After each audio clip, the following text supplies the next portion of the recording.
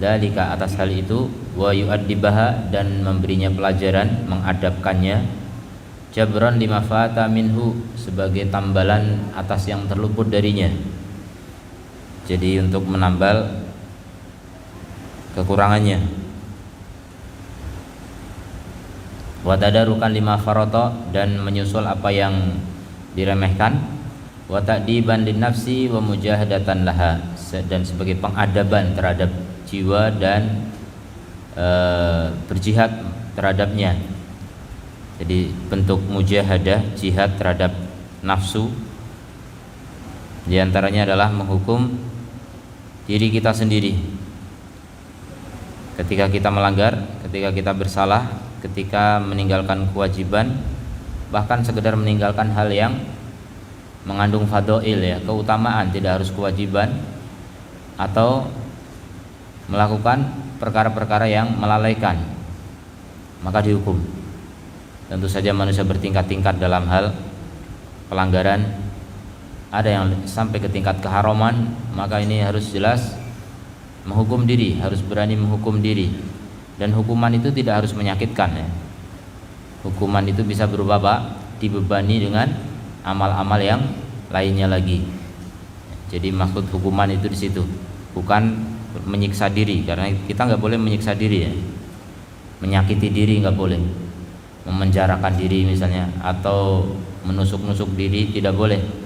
Yang jelas menghukum di sini artinya apa? Menugasi dengan tugas-tugas tambahan. Justru ketika kita lalai dari kebaikan, kita tambahi dengan kebaikan-kebaikan yang lainnya. Nah, itu namanya mujahadah, ya, berjihad melawan nafsu. Wa nafsu la tastaqimu illa an tujahida, dan nafsu itu tidak akan bisa lurus kecuali kamu berjihad melawannya. Kamu harus bersungguh-sungguh seperti berperang gitu, berperang melawan nafsumu, mengekang nafsu, mengendalikan nafsu. Wa tuhasiba, dan kamu menghisapnya, wa tu'aqaba, wa tuhasaba, wa tu'aqaba. Jadi nafsu itu harus dijihadi, dihitung dan dihukum. Wal ujub wal ajab annal insana qad yu'aqiba ahlahu wa khadimahu, dan yang aneh, ada orang yang berani menghukum keluarganya atau pelayannya atau karyawannya ala su'il khuluqi wa taksir, atas keburukan akhlak atau kekurangan dalam melaksanakan tugas. Walakin la yu'aqiba nafsahu, tapi dia tidak pernah menghukum dirinya sendiri. Ala ma sadara an nafsihi, atas apa yang muncul dari dirinya dari keburukan amal. Ma'anna 'uqubatahu li nafsihi aula wa ahra, padahal menghukum diri itu lebih utama dan lebih layak, lebih bermanfaat juga. Wa qad yakunu fi ismil 'uqubat, dan bisa jadi dalam nama hukuman-hukuman adalah tasamuh wa tajawuz, memberi kelapangan dan kelonggaran. Jadi yang namanya hukuman itu tidak harus menyakiti, ya, memberi kelapangan dan kelonggaran. Wal maksud, dan maksud atau tujuan dari menghukum di sini adalah an yulzimal insan nafsahu, seseorang mengharuskan diri bita'atin, dengan ketaatan-ketaatan, wa amalin, dan amal-amal lam yakun ya'maluha, yang belum dia lakukan min qabl, sebelumnya. Waqad kanat hadhihi tariqatus salaf, dan sungguh inilah dia cara para salaf dalam menghukum diri. Banyak akan kita lihat nanti contoh-contohnya bagaimana salaf mereka menghukum dirinya sendiri ketika lalai dari sesuatu. Wal nadrib laka amthilah ala muaqabatihim li anfusihim, kita akan buat untukmu beberapa contoh atas penghukuman mereka terhadap diri mereka sendiri. Yang pertama, Umar bin Khattab radhiyallahu anhu aqaba nafsahu hina fatathu salatul asr. Menghukum diri, ya, Umar bin Khattab menghukum dirinya ketika beliau terluput dari salat asar berjamaah, fi jama'atin, bukan terluput dari salat asar seluruhnya gitu. Dia salat asar cuma enggak berjamaah. Jadi terluput dari jamaah salat asar. Dia menghukum diri dengan apa? bi antasaddaqa bi ardin, dengan sedekah bumi ya, bukan sedekah duit lagi, sedekah tanah, sedekah lahan. Berapa harganya? Qimatuha mi'ata alfi dirham, 200.000 dirham, dirupiahkan sekitar 8 miliar. Satu dirham sekitar 40-an ribu. Jadi segitu hukumannya gara-gara apa? Tidak sholat berjamaah. Luar biasa. Bagaimana salaf menjaga sholat berjamaah? Hari ini banyak orang meremehkan sholat berjamaah. Begitu kalau orang mau baik ya, harus berani menghukum dirinya sendiri.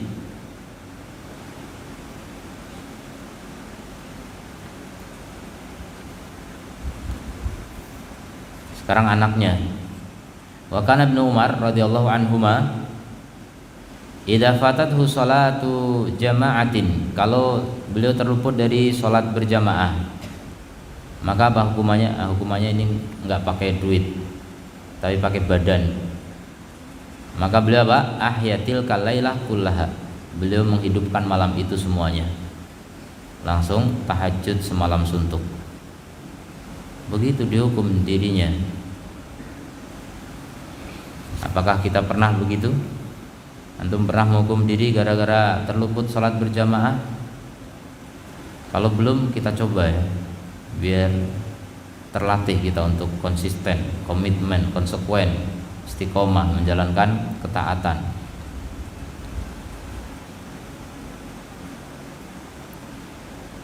Dan Umar bin Abdul Aziz, sekarang cucunya Umar lagi. Ini keluarga Umar semua nih,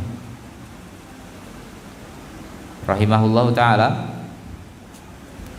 Akhara lailatan salatal maghrib, mengakhirkan suatu malam salat maghrib, hatta tala'a kaukaban, sampai terbit 2 bintang. Fa'ataqa raqabatain, maka menghukum diri dengan membebaskan 2 budak. Kalau udah terbit 1000 bintang gimana? Ini baru 2 bintang. Mungkin ada bintang lain, cuma ini 2 bintang yang paling terang gitu. Ma'anna waqta sholati lam yakhruj, padahal waktu salat belum keluar ya, hanya gara-gara terlambat sedikit. Karena memang salat maghrib fuqaha mengatakan nggak boleh ditunda ya. Salat maghrib itu salat paling cepat, setelah adzan, kemudian salat 2 rakaat, kemudian iqamat, kemudian salat. Begitu, nggak pakai lama. Atau ada nambahi lagi, jarak antara adzan dan iqamah itu ada waktu untuk berwudu, salat 2 rakaat, langsung iqamat. Jadi sekitar 5 menit saja. 5 menit saja jarak adzan dengan iqamat itu untuk maghrib. Kalau salat yang lain boleh lebih, di 10 menit atau bahkan subuh boleh 30 menit ya. Kalau di Timur Tengah rata-rata jarak adzan dengan iqamat untuk subuh itu 30 menit, 20 menit paling cepat. Tapi kalau kita takut terlambat kerja ya, kita sangat semangat dalam bekerja, masalahnya etos kerja kita luar biasa. Kalau ditunda-tunda subuh nanti terlambat ke kantor ya. Kemudian wafatat Ibnu Abi Rabi'ah rahimahullah rakaat sunatil fajr, terluput dari 2 rakaat sunnah fajar. Ibnu Abi Rabi'ah fa'ataqa raqabatan, langsung membebaskan budak. Dan bisa diqadha ya. Jadi kalau orang terluput 2 rakaat sunnah fajar, datang ke masjid sudah iqamat dan belum sempat sholat 2 rakaat di rumah, maka nanti diqadha selepas sholat subuh boleh, atau setelah suruh. Selepas sholat subuh pun boleh, tapi jangan di masjid ya, khawatir dikira ada sholat ba'diyah subuh ya. Bagi orang awam tertipu nanti. Sholatnya di rumah. Kalau mau sholat di masjid setelah terbit, biar dibarengkan dengan sholat isyraq pun boleh. 1 sholat 2 niat. Mau sendiri-sendiri juga boleh. Kemudian Ibnu Aun rahimahullah taala, nadathu ummuhu, beliau dipanggil oleh ibunya, fa'ajabaha, dan beliau menjawabnya, fa'ala sautuhu, ternyata jawabannya terlalu tinggi suaranya, fa'ala sautuhu sautaha, jadi suara Ibnu Aun lebih keras daripada suara ibunya. Fa'ataqa raqabatain, langsung membebaskan 2 budak. Coba, cuma suara lebih tinggi, dan ini belum tentu membentak, bukan membentak gitu. Suaranya lebih tinggi, volume suaranya itu bisa menyebabkan penyesalan ya. Hati-hati ya, ke orang tua itu tidak boleh bersuara lebih tinggi. Sama seperti ke Nabi SAW itu adab, la tarfa'u aswatakum fawqa sautin nabi, jangan kalian angkat suara kalian di atas suara Nabi. Antah batu amalukum antum la tash'urun, karena bisa jadi amal kalian gugur enggak sadar, bisa menggugurkan amal. Nah ini bisa dikiaskan, bisa jadi ke orang tua pun begitu gitu. Ini adab, karena yang namanya tidak beradab itu dosa, dan dosa otomatis apa? Menggugurkan pahala gitu. Artinya saling bersaing antara pahala dengan dosa itu. Ada dosa tambahan, ya nilai pahala menjadi berkurang.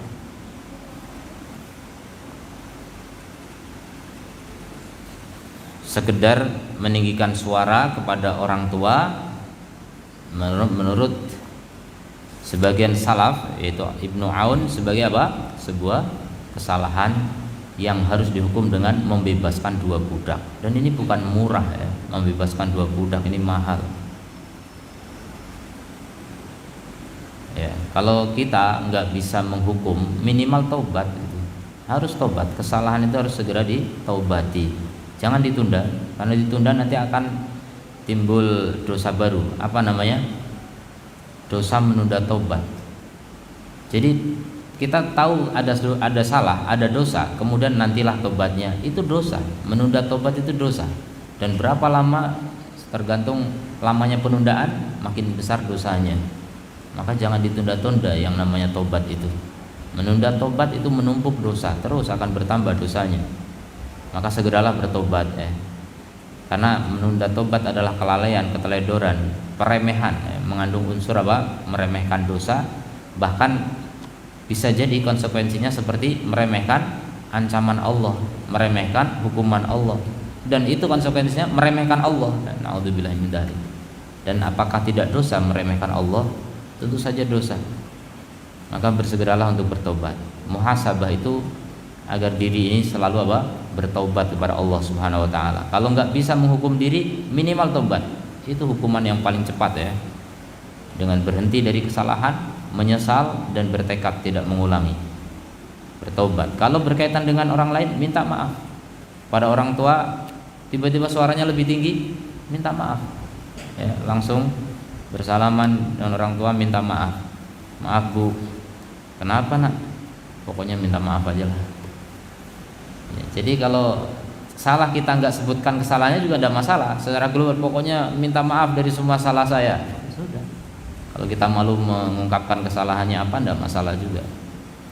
Yang penting orang tua udah ridho. Nah itu kita kalau mati saat itu insya Allah masuk surga ya. Diridhoi orang tua sama dengan diridhoi Allah. Ridho Allah, diridhol walidain. Ridho Allah tergantung ridho kedua orang tua.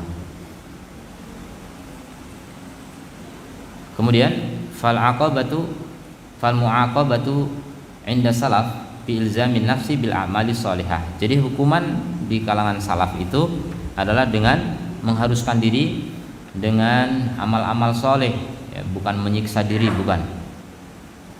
Mudha'afata adkariha wa auradiha, yang berkelipatan dari zikirnya dan wiridnya. Jadi amal soleh yang lebih banyak daripada apa? Kebiasaannya. Wa mimma yu'inu ala mu'aqabati nafsi, dan diantara perkara yang bisa membantu untuk menghukum diri, an-nadharu fil akhbar allati tadullu kathratu ala kathratil ajr ma'aqilatil amal. Itu melihat kepada berita-berita riwayat-riwayat maksudnya, nanti berita dikira berita televisi pula. Melihat kepada riwayat-riwayat yang menunjukkan kepada banyaknya pahala bersama sedikitnya amal. Ya, artinya rugi sekali gitu. Ada banyak pahala padahal amalnya sedikit. Contohnya apa? Sholat berjamaah. Orang sholat sendirian nilainya 1, dengan berjamaah 25 atau 27. Kan rugi banget itu.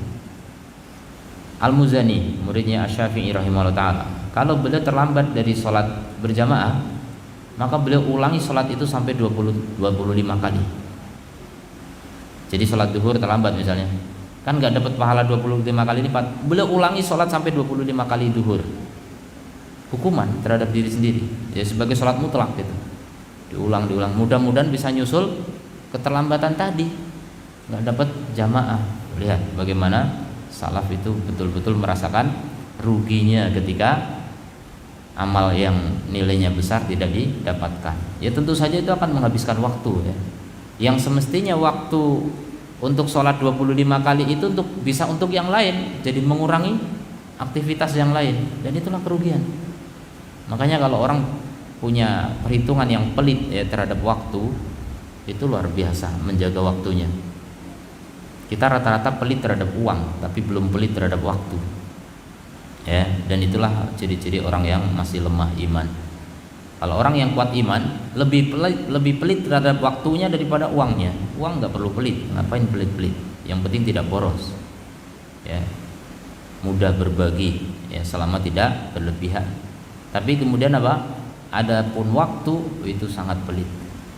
Jadi para salaf, ya sampai sekarang para khalaf yang mengikuti jejak salaf, para ulama khususnya, itu adalah orang-orang yang paling pelit dengan waktunya.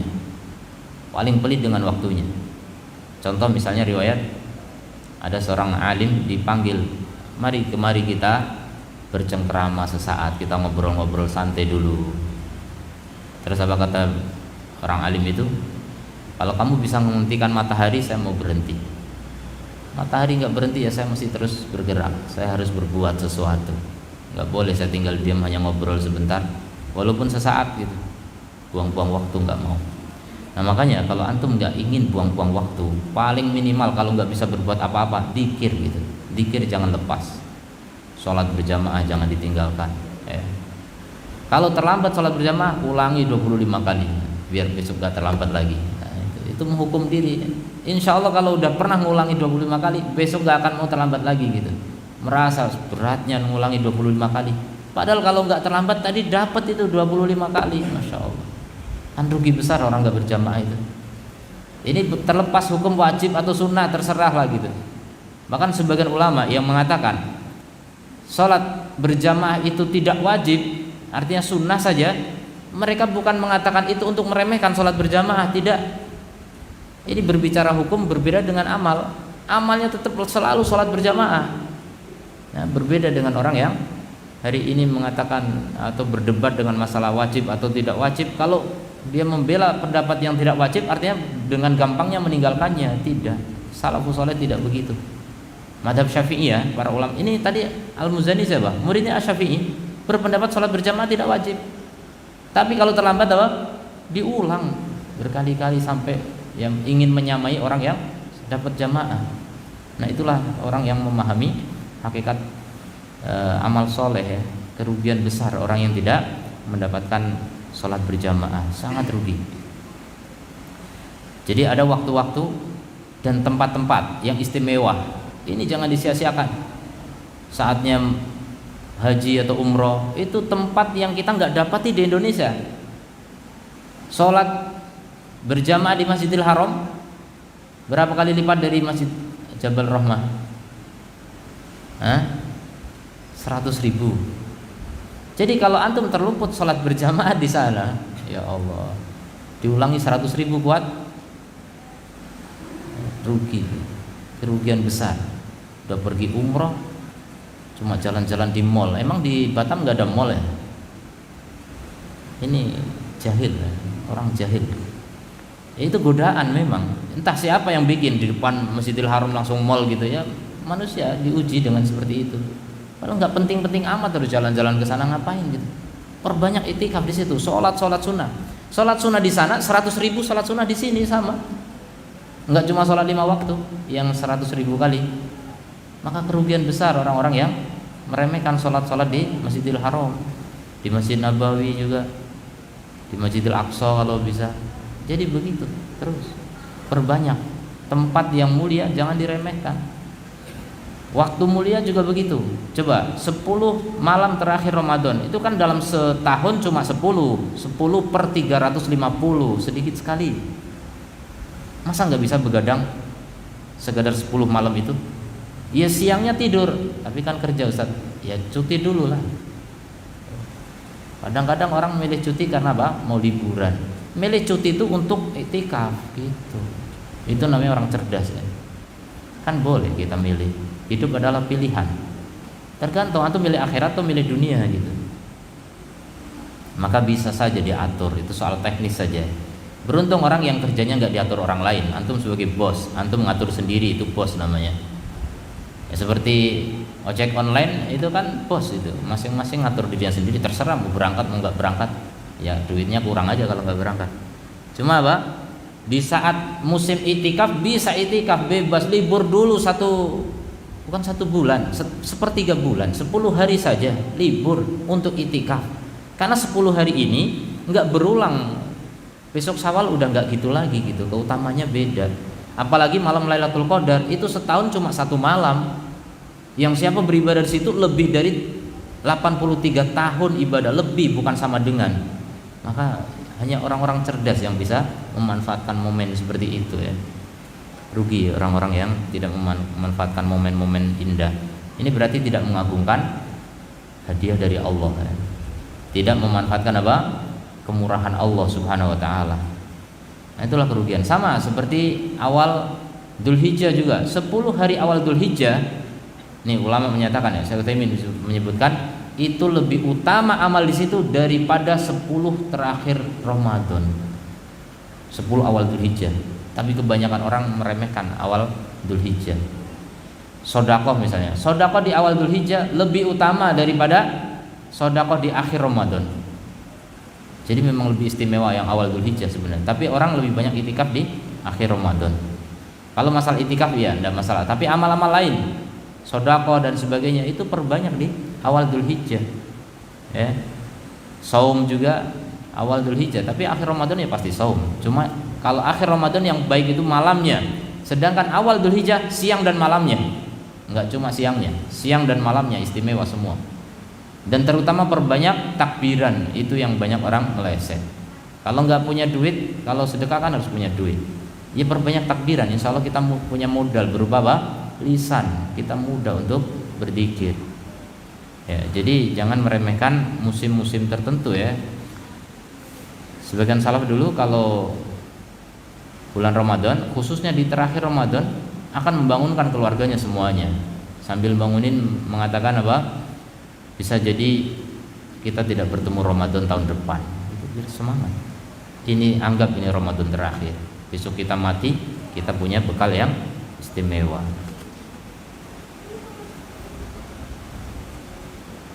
Kemudian jadi melihat kepada apa? Berita yang menunjukkan atau riwayat yang menunjukkan banyaknya pahala bersama sedikitnya amal. Amal sedikit tapi banyak pahala. Contoh lain lagi, banyak orang meremehkan amal-amal yang istimewa ya. Orang yang berangkat Jumat, sholat Jumat pagi-pagi di awal waktu, pagi-pagi jam 6 pagi gitu berangkat Jumatan. Ini sudah hilang amal-amal ini, kecuali sedikit. Sebagian tempat ya, di Timur Tengah sana saya melihat orang-orang tua berangkat Jumatan tuh jam 6. Udah berangkat Jumat, udah duduk di masjid, walaupun mungkin ngantuk-ngantuk nih orang tua gitu.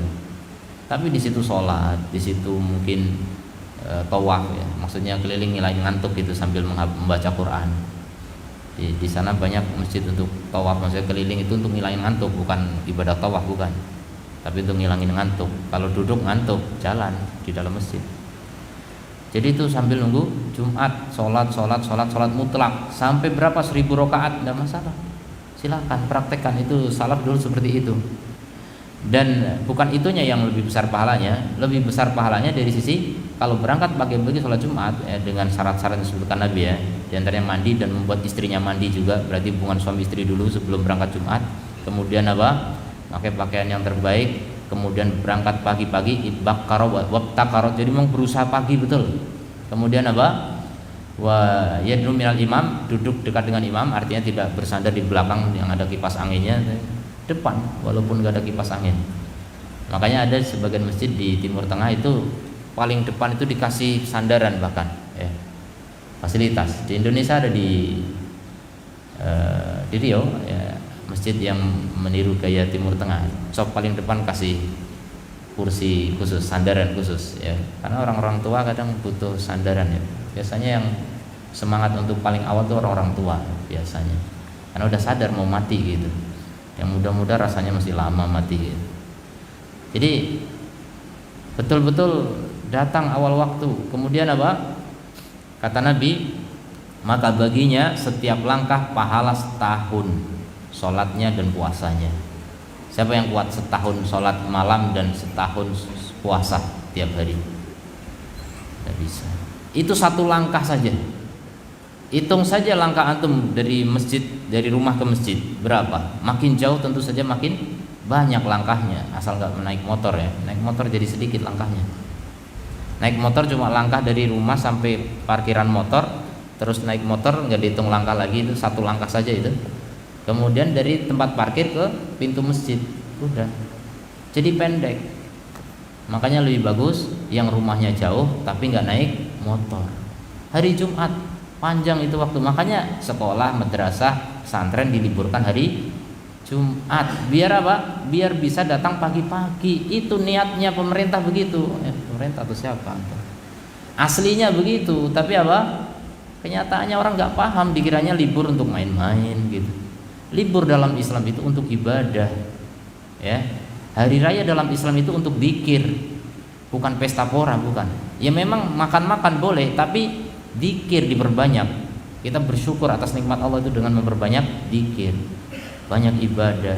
Jadi kalau antum bisa berangkat pagi-pagi seperti itu, masya Allah, pahalanya besar. Sama juga dengan sholat isyraq.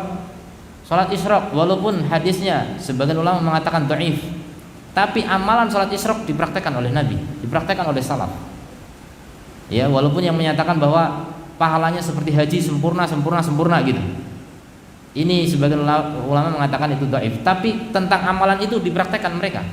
Pahalanya mungkin yang dikatakan dhaif gitu, tapi itu pahalanya besar. Seandainya itu sahih, pahala haji coba bayangkan. Dan itu gampang sekali. Orang pergi haji coba, pulang batuk-batuk. Antum ketemu nggak orang pulang haji? Rata-rata sakit. Ya, kemarin beberapa orang yang pulang haji batuk-batuk itu, ngaji sambil batuk-batuk. Ya, ketahuan ini pulang haji. Pokoknya yang batuk-batuk berarti pulang haji. Sakit gitu. Capek pergi haji, apalagi kalau udah tua. Beberapa meninggal di sana ya. Berat. Nah, ini sholat isyraq, ada yang meninggal gara-gara sholat isyraq. Ada yang batuk-batuk gara-gara sholat isyraq? Enggak ada, tapi pahalanya disamakan ya. Disamakan, dan itu gampang sekali, tapi banyak orang meremehkan. Coba, kita harus muhasabah itu, kita hitung diri kita ini. Jangan merasa masih muda, masih banyak nanti kesempatan, belum tentu. Ya, terlalu banyak orang mati muda ya. Jangan berpikiran terlalu panjang. Panjang angan-angan ini bagian dari bisikan setan ya. Terjerat, terperangkap oleh setan. Jadi segeralah untuk beramal ya, perbanyak amal mumpung masih muda justru. Orang kalau muda prestasinya banyak, itu jauh lebih istimewa di sisi Allah daripada orang tua yang kemudian rajin ibadah, karena orang tua itu sadar mau mati. Anak muda itu rata-rata mikirnya masih lama gitu. Tapi kalau muda sudah semangat ibadah, apa kata Rasul? Dinaungi oleh Allah pada hari di mana tidak ada naungan kecuali dari naungan Allah Ta'ala. Artinya istimewa di sisi Allah. Pemuda nasya'a fi ibadatillah. Pemuda sibuk, semangat, tumbuh dalam beribadah kepada Allah. Itu orang-orang istimewa. Karena pemuda rata-rata mikirnya masih panjang angan-angan. Tapi kalau ada pemuda semangat beribadah, semangat menuntut ilmu, semangat menghafal Quran, semangat zikir, semangat i'tikaf, semangat berbakti pada orang tua, menghilangkan atau meninggalkan perkara yang sia-sia, main game, main nonton, segala macam ditinggalkan. Itu baru pemuda istimewa di sisi Allah. Memang sudah langka, tapi ada. Jangan dikira tidak ada. yang begitu bibit unggul, insya Allah nanti jadi alim, jadi ulama kalau serius dari mudanya. Tapi kalau dari muda udah loyo, tidak ada semangat, dari muda sudah putus asa, dari muda sudah tidak punya cita-cita, ini mati aja lah kalau seperti itu ya. Lebih bagus mati. Punggung bumi itu lebih buruk baginya daripada perut bumi. Lebih bagus masuk perut bumi, mati gitu. Kalau orang muda tapi nggak punya cita-cita, ya, anak muda tapi nggak punya semangat untuk mengejar cita-cita, ya, naudzubillah min dzalik. Kemudian dari Abdullah bin Amr bin Al-As radhiyallahu anhuma qala qala Rasulullah sallallahu alaihi wasallam man qama bi asyri ayatin, siapa yang membaca 10 ayat, lam yuktab minal ghafilin, tidak ditulis sebagai orang lalai. Ini dalam satu malam maksudnya. Jadi di awal malam antum dianjurkan baca Quran. Bisa setelah maghrib, bisa setelah isya. Kalau setelah maghrib ada kajian, ya kajian lebih utama daripada baca Quran. Secara umum ya, menuntut ilmu lebih utama dari amal sunnah yang lain semuanya. Sampai bebasin budak pun menuntut ilmu bisa lebih besar. Makanya jangan remehkan menuntut ilmu. Kalau ada majelis ilmu jangan tinggalkan. Kadang ada orang sedang dilakukan atau sedang berlangsung kajian, malah duduk di belakang pura-pura baca Quran, ya, baca Quran betulan. Tapi ini kesalahan. Dikiranya baca Quran lebih besar pahalanya, tidak. Menuntut ilmu jauh lebih besar. Makanya penting orang punya ilmu, ya. Tanya para ulama semua yang sudah meninggal sekalian, tanya Imam Syafi'i juga. Sudah meninggal nggak mungkin. Semua salaf sudah menyebutkan itu. Ibadah yang paling utama setelah wajib menuntut ilmu, bukan yang lain-lain, bukan dzikir, baca Quran, yang lain segala. Jadi ada orang rajin puasa, rajin tahajud, tapi nggak mau menuntut ilmu, itu jahil, sesat nanti. Amal-amalnya banyak yang sia-sia, bahkan menjadi dosa karena bid'ah atau karena riya yang lain banyak. Orang kalau kurang ilmu begitu jadinya. Makanya belajar, ya, perbanyak belajar, itu jauh lebih menguntungkan. Jadi duduk menuntut ilmu, maghrib mungkin menuntut ilmu, pada isya ada majelis ilmu lagi, duduk majelis ilmu. Nah baru pulang jam 10 malam atau setengah 10 malam baca Quran 10 ayat, itu apa? Ditulis bukan orang yang lalai. Berarti kalau nggak baca 10 ayat termasuk orang yang lalai. Nah itulah kerugian, ya. Kemudian waman qama bi mi'ati ayatin, dan yang membaca 100 ayat, kutiba minal qanitin, ditulis sebagai orang qanit. Qanit itu sangat taat, super taat. Jadi tidak sekedar taat, tapi apa? Sangat taat. Waman qama bi alfi ayatin, yang membaca 1000 ayat. 1000 ayat ya sekitar berapa? 5 juz. Ayat itu sekitar 6.000 ayat Quran, 6 ribuan. Berarti seperenam Quran, ya 5 juz. Baca sekitar 5 juz. Maka apa? Kutiba minal muqantirin, termasuk orang yang kaya raya, tapi kaya dengan pahala. Tapi nggak bisa segitu, ya udah 10 ayat setidaknya setiap malam baca ayat. 1 halaman itu 10 ayat sekitar. Kalau ayatnya pendek-pendek ya bisa 20 ayat itu 1 halaman. Jadi baca ayat-ayat Quran ini jangan dilewatkan. Kalau orang punya hafalan kan gampang, nggak harus pegang mushaf. Saya nggak wudu, nggak apa-apa nggak wudu. Kalau nggak pegang mushaf nggak masalah gitu. Mushaf pun kalau terjemahan juga nggak masalah, karena itu masuk kategori tafsir, bukan mushaf lagi. Jadi kalau takut karena nggak wudu gitu, nggak masalah gitu. Dan antum punya hafalan pasti. Coba baca surat Al-Ikhlas, hafal nggak? Nah itulah hafalan. Kalau gitu ulang Al-Ikhlas 10 kali. Udah berapa ayat tuh? 40 ayat. Tidak termasuk orang lalai, insya Allah. Dan tahu nggak pahala membaca Al-Ikhlas 10 kali? Ada pahalanya. Baca Al-Ikhlas 10 kali, apa pahalanya? Dibangunkan rumah di surga. Antum nggak punya rumah di dunia, enggak masalah, ya. Ngontrak Ustaz, biarin ngontrak, tapi di akhirat jangan sampai ngontrak lagi, ya. Di akhirat punya rumah yang banyak, kontraktor malah, ya, ngasih kontrakan ke orang lain, tapi enggak, di sana sendiri-sendiri. Jadi dari sekarang kita kejar amal-amal soleh itu, jangan sia-siakan, jangan malas, jangan lalai, karena kemalasan itu enggak ada untungnya sama sekali. Antum merasa untung dengan malas, apa untungnya? ya badan lebih segar gitu dengan tidur-tiduran. Segar sebentar terus mau ngapain? Habis itu maksiat semangat lagi. Naudzubillah min dzalik. Kecapean main game, tidur dulu biar nanti bisa lebih kuat lagi main game. Naudzubillah min dzalik. Ini tidurnya jadi maksiat ya. Kalau tidur hanya untuk bercita-cita ingin melakukan kelalaian lagi, bahkan maksiat memang nonton dan sebagainya, itu tidurnya jadi maksiat. Kalau orang ahli ibadah, tidurnya pasti cita-citanya apa? Biar semangat lagi ibadah, maka tidurnya dinilai ibadah.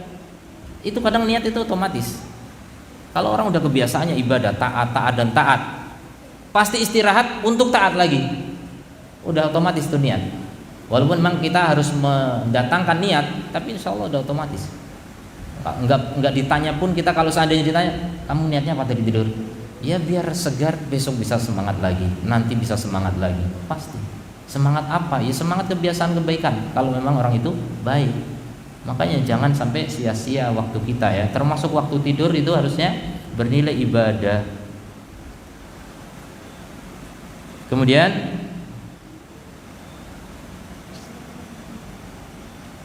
faidana darul muslim ila hadal hadis. Kalau seorang muslim melihat ke hadis ini, wa amsalihi dan yang semisalnya, ini tentang besarnya pahala ya. Antum perlu baca juga hadis-hadis tentang fadilah amal ya. Tapi jangan baca kitab Fadailul Amal punya Jamaah Tabligh ya, banyak dhaifnya itu. Banyak buku lain ya yang berisi Fadailul Amal itu banyak. Yang sunnah yang sesuai dengan sunnah Rasul banyak. Enggak harus pakai buku bid'ah. Jadi kalau kita tahu keutamaan amal-amal itu, kita akan semangat untuk beramal gitu. Tapi kalau kita tahu keutamaan duniawi, kita semangat untuk mengejar dunia. Kamu tahu nggak? Kalau kamu kerja di sana, kamu gajinya sekian, semangat untuk daftar kerja sana. Bahkan untuk datang kerjanya pun semangat. Unik itu. Itulah iman ya. Ada orang kalau dibangunkan sholat subuh berat sekali. Begitu dibangunkan untuk kerja langsung berangkat. Berarti apa? Dia lebih cinta duit daripada pahala. Nyata itu. Nyata, itulah keimanan. Berat sekali sholat subuh, tapi berangkat kerja semangat. Walaupun jam 3 malam kerja, berangkat itu. Yang ojol, wih ada nih jam 3, berangkat juga, berangkat. Ada orderan jam 3, berangkat. Tapi sholat tahajud enggak. Bahkan sholat subuh terlambat. Alhamdulillah min dzalik. Kenapa begitu manusia? Itulah fenomena lemah iman. Harus diperbaiki ya. Tanpa muhasabah kita nggak bisa memperbaiki diri. Kemudian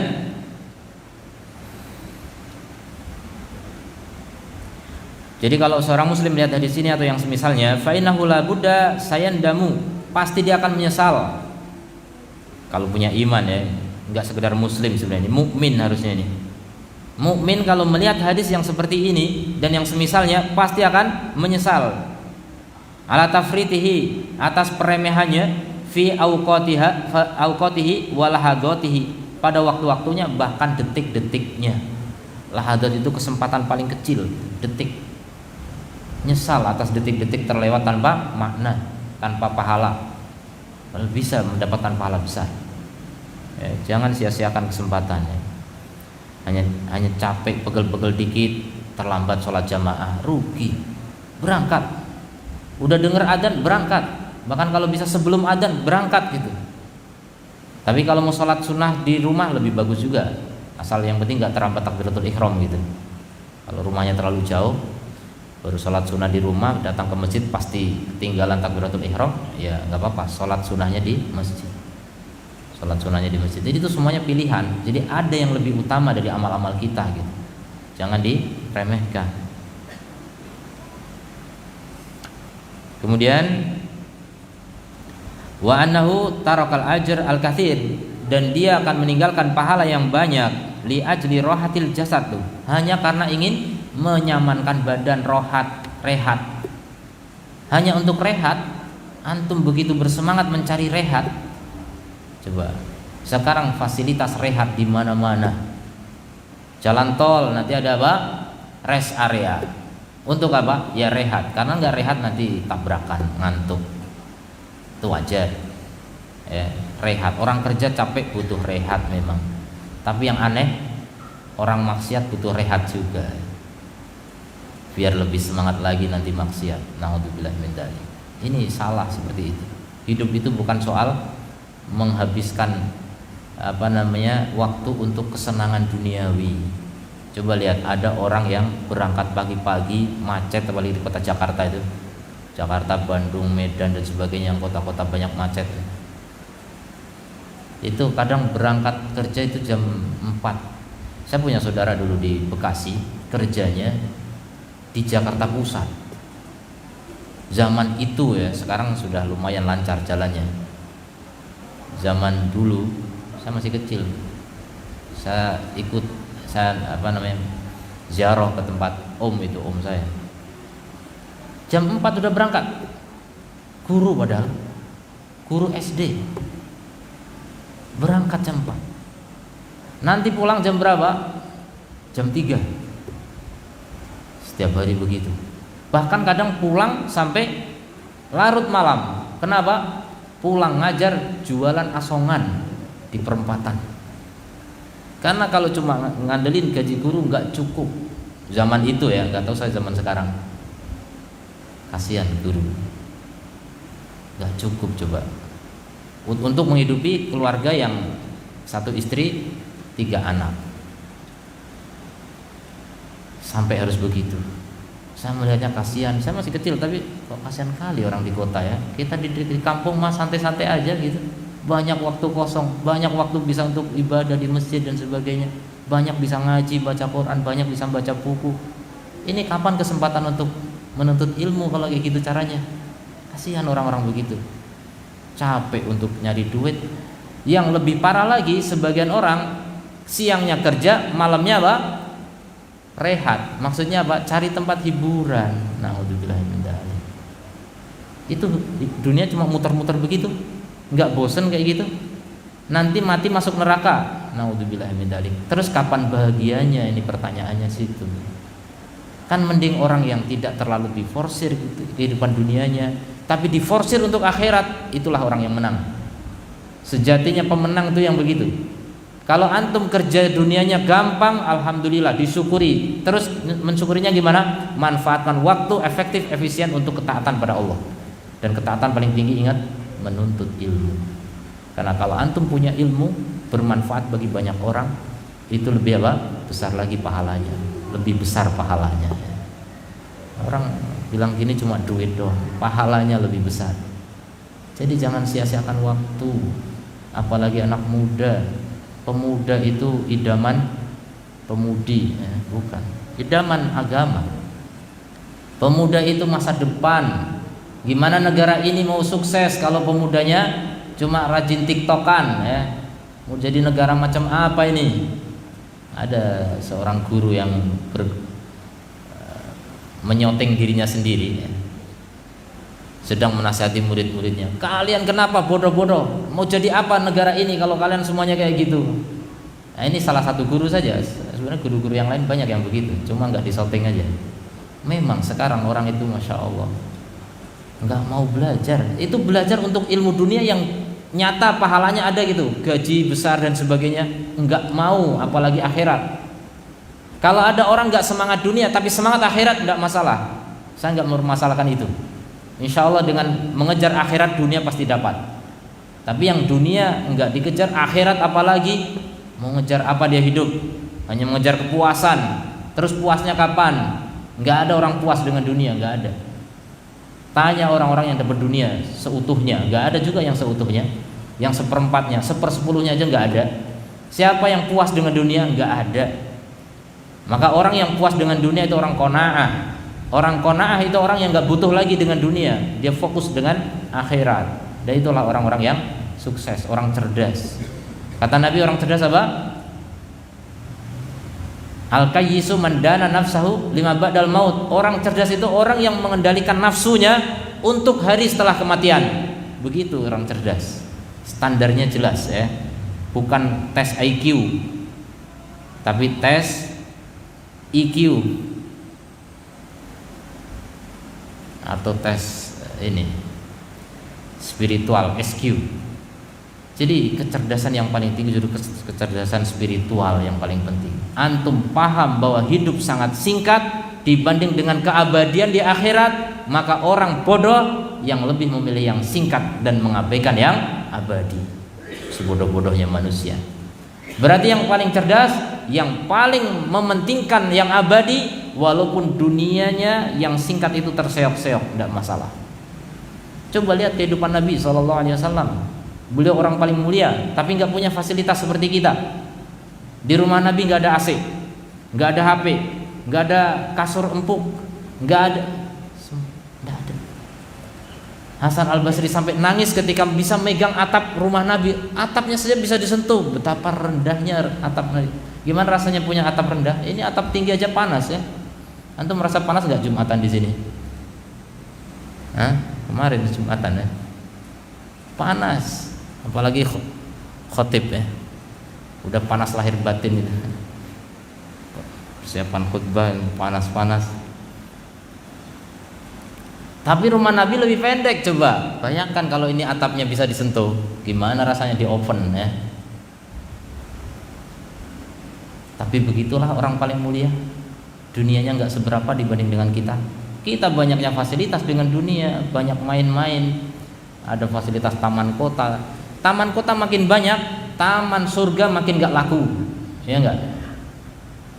Sekarang kan taman surga gak laku, sedikit orang datang ke taman surga, lebih banyak ke taman kota ya. Taman kota, taman tepi kota ya, pinggir pantai, pinggir gunung, sudah banjir itu, banyak peminat. Orang lebih memilih dunia yang singkat daripada akhirat yang abadi. Pasti akan menyesal ya dengan waktu-waktunya. Atau dia akan meninggalkan pahala yang banyak demi menyamankan badan. Rugi. Ntar istirahat dulu, nggak apa-apa lah, terlambat sholat dikit, yang penting waktunya nggak kelewat. Rugi antum. Padahal istirahat untungnya apa? Gak ada keuntungannya sama sekali. Apalagi bukan istirahat, karena main. Terlambat sholat gara-gara main game. Na'udzubillahi min dzalik. Sungguh naif. Ini bukan bodoh lagi. Jangan-jangan gak beriman, jangan-jangan. Atau sangat lemah iman seandainya masih ada iman.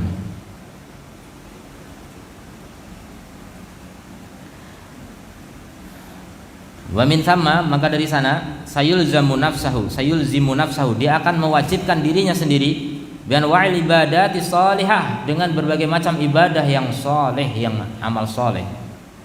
Dia wajibkan diri sendiri, karena orang lain gak bisa mewajibkan antum juga. Kesadaran yang paling tinggi itu kesadaran dari diri sendiri. Kalau dari orang lain namanya paksaan, nanti susah. Maka bangun kesadaran diri sendiri. Penasehat terbaik itu diri sendiri. Ya, baru nanti orang lain. Gimana menasihati diri sendiri? Baca Quran. Ini nasihat dari Allah langsung. Coba resapi Al-Quran. Kita ternasihati enggak dengan bacaan Quran? Enggak paham Ustaz. Makanya dipahami. Baca terjemahannya. Baca tafsir bahkan. Biar kita bisa ternasihati ketika membaca Quran. Dan Quran itu paling efektif untuk mengobati penyakit jiwa sebenarnya. Tapi banyak orang cari terapi-terapi kesana kemari, jiwanya sakit, nggak menyentuh Quran sama sekali. Nah, itu kejahilan. Makanya dekati Al-Quran, akan terobati jiwa kita. Rajin sholat tahajud, akan terobati penyakit jiwa kita. Tinggalkan maksiat, tinggalkan kemungkaran. Lalai itu tinggalkan. Selama tinggal kelalaian, aku akan menjadi orang yang serius, bertekad. Ini namanya tobat. Tobat itu begitu.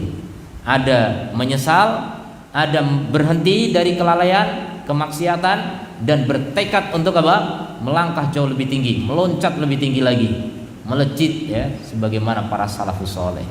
Itu namanya tobat. Bukan sekedar udah saya nggak gitu lagi. Terus sekarang ngapain? Buang-buang waktu. Nggak ada kegiatan positif. Kadang-kadang ada orang yang merasa sudah hebat gitu. Yang penting saya udah nggak mabuk-mabukan, saya udah nggak nonton. Ya alhamdulillah, kita syukuri. Tapi jangan kemudian puas hanya dengan begitu. Prestasimu apa? Kalau dulu kamu bisa begadang dengan kawan-kawanmu, buang-buang waktu, hanya main gaple dan sebagainya. Sekarang begadang baca Quran coba. Dulu bisa nggak ngantuk, kok sekarang baca Quran ngantuk. Ini masih kurang kuat dalam tobat namanya. Belum serius dalam muhasabah ya. Coba koreksi diri, kenapa kalau di depan komputer atau HP bisa kuat, sementara di depan buku langsung ngantuk tuh, kenapa tuh? Masih sakit tuh hatinya, belum sehat. Bandingkan dengan para salaf. Sebagian salaf mengatakan, kalau aku diserang kantuk, aku segera ambil kitab, hilang ngantukku. Sama seperti antum, kalau ngantuk pegang HP, hilang ngantuknya. Tuh, lihat perbedaannya. Makanya ada dosen di Libya berkata, ditanya, Ustaz gimana dulu salafus soleh dengan Quran? Ya seperti kalian dengan HP, dikit-dikit HP, dikit-dikit HP. Mereka dikit-dikit Quran. Coba, itulah perbedaan kita dengan mereka. Cuma beda alat saja ya. Waktu-waktu sama sebenarnya. Antum menghabiskan HP sehari berjam-jam, bagaimana dengan salaf? Berhari-hari berjam-jam dengan Quran. Gimana mereka enggak hidup hatinya? Kalau kita redup hati kita, naudzubillah min dzalik. Wa mimma yu'inu ala mu'aqabati nafsi, dan diantara yang membantu untuk menghukum diri, at-ta'ammul fi akhbaril mujtahidin. Nah, memperhatikan berita tentang orang-orang yang berijtihad, yang bersungguh-sungguh dalam beramal. Ya, jangan hanya melihat pada tetangga kita, lingkungan kita. Saya udah hebat kok, tetangga saya aja nggak pernah sholat berjamaah. Antum cepat puas itu, gampang sekali antum dipuaskan dengan soal ibadah. Tapi kalau soal dunia nggak puas-puas. Kamu kenapa nggak kerja? Nggak apa-apa, saya udah lebih kaya daripada tetangga. Nah itu bagus, cepat puas dengan dunia.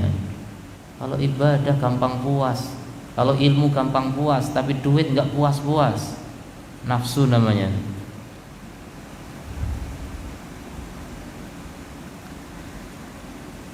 Jadi siapa yang memperhatikan ahwali salaf, keadaan salaf, wa madza kanu yaf'alun, dan apa yang mereka lakukan, ma'nudrati hadin namadij, bersama dengan sedikitnya contoh ini, fi hadza zaman, di zaman sekarang maksudnya. Zaman sekarang contoh yang seperti salaf udah jarang. Peninggalan salaf itu udah langka sekali. Sisa peninggalan salaf itu sedikit. Ada cerita seorang mahasiswa Madinah, pernah suatu acara seorang syekh, saya lupa namanya, muhadharah di kampus malam dari maghrib sampai isya. Selepas isya, kemudian saya itu dijanjikan mau ketemu dengan seseorang, tapi waktu selesai sholat isya orang itu belum datang. Maka kata saya izin mau sholat ba'diyah dulu. Sholat ba'diyah, kemudian orang itu datang, ditunggu sholat ba'diyah sampai 1 jam, 2 rakaat 1 jam. Kata yang cerita ini, inilah sisa peninggalan salaf. Di antara sisa peninggalan, memang ahli ibadah sekali, masya Allah. Sholat 2 rakaat 1 jam, antum pernah nggak?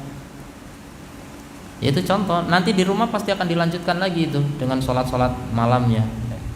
Jadi begitu ya, jangan sia-siakan waktu.